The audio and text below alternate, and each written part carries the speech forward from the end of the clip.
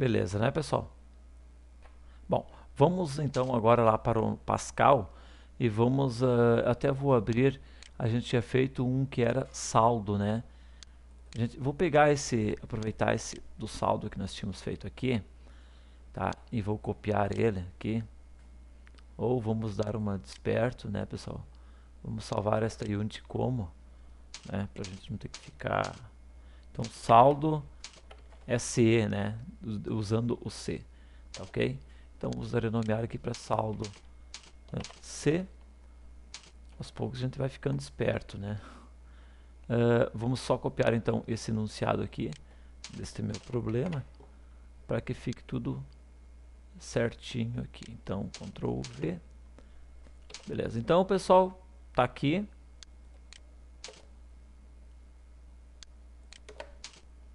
Tá aqui ele, vamos lá.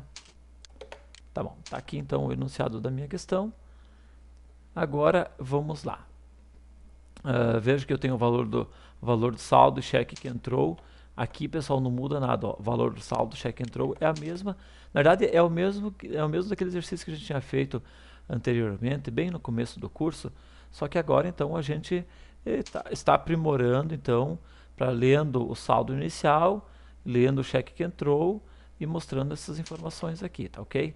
Então, não vai ter esse saldo inicial aqui.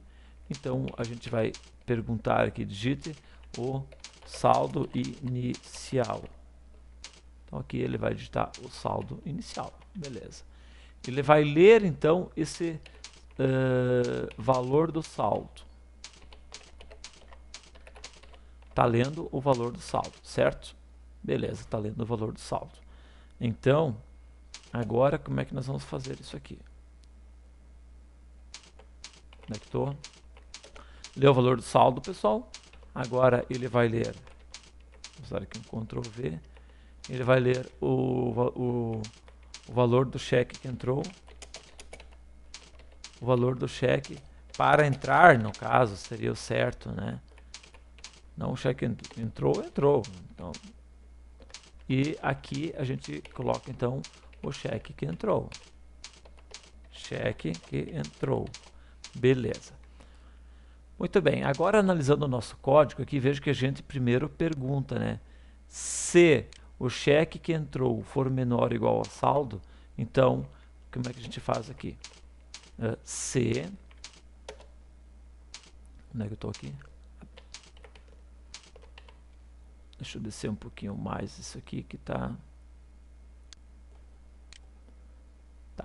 Se, if, tá? Se o cheque que entrou, se o cheque que entrou for menor ou igual ao valor do saldo que eu tenho, tá? Então, then, o que que eu faço? Pessoal, agora entra uma característica importante que até então a gente não tinha utilizado. Sempre que, vejo que os outros exercícios anteriores aqui, sempre que usava o C, eu tinha sempre apenas uma linha. Estão vendo aqui? Todos sempre tinham apenas uma linha aqui, ó, após o C. Neste caso, especificamente, vejo que eu estou usando duas linhas. Então, sempre que eu tiver mais de uma linha dentro de uma condição, obrigatoriamente vocês vão ter que botar aqui, ó, begin e um end, tá certo? Isso, pessoal, obrigatoriamente. Caso contrário, ele só vai executar a primeira linha, caso o cheque. Caso o cheque entrou, no caso, ele só vai executar a primeira linha. Então, eu já vou explicar bem certinho isso aqui para que vocês possam entender. Tá? Então, o que eu coloco aqui agora? Atualizo o meu saldo, né? Então, eu vou deixar atualizar o saldo, que é a mesma coisa do exercício anterior. E agora, eu dou uma mensagem. Qual que é a saída? Ó, mostrar seu novo saldo, tá certo? Ou a gente pode estar olhando para cá, né? Aqui, ó, atualiza o saldo e mostrar seu novo saldo é tanto, tá ok? Então, seu novo saldo, então aqui a gente vai botar, então, write ln, então, opa, seu novo saldo, tá?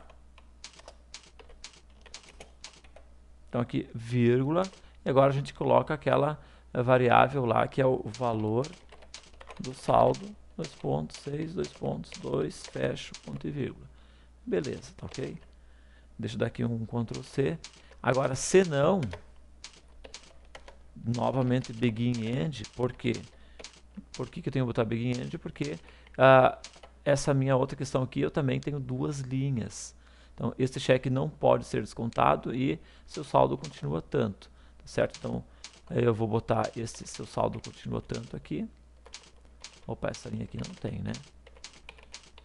Então, aqui vamos botar aqui seu saldo